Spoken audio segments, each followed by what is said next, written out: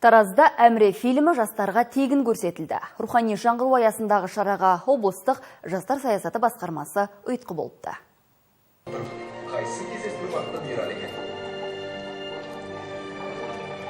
Бұл фильм Париж аспан әнге бөліп, күллі әлемді тамсандырған Әміре Қашаубаевтың 130 жылдығын орай шыққан. 1925 жылы Парижде өткен бүкіл әлемдік музыкалық байқауда Европа көрермендеріне қазақтың дәстүрлі әншілік өнері мен қара домбырасын паш еткен 36 жастағы Әміре КСРО делегациясының арасынан топ жарып күміс алқа иеленді.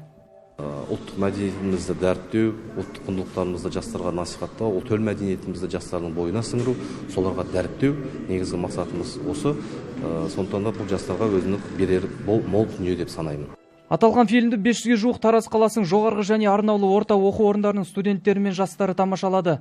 Олардың қатарында мүмкіндігі шектеулі жандар, ата-анасының қамқорлығынсыз қалған балалар және өзге ұлт өкілдері де бар. Париждің аспанын әнмен асқақтатқан осындай біртуар әншіміз туралы фильмнің бізге берері өте үлкен, берері мол деп айта аламын. Және де бұл фильмнен біз тек қана Әміре Қашаубаевтың әншілік, орындаушылық қабілетін ғана емес, басқа да қырларынан танытуға үлкен мүмкіндік береді деп ойлаймын. Картина Латвияның астанасы Ригада және Лос-Анджелес қаласында түсірілген. 88 минуттық бұл фильмде Әміренің өмірі мен өнерін ерекше өрнектеуге тырысқан. Кинода Әміре Қашаубаевтың репертуарындағы Бал Қадиша, Үш дос, Дударай, Бес қарагер және тағы да басқа әндер орындалады. Жасұлан Құрманғазыұлы, Өміртай Ыбырай, жаңалықтар.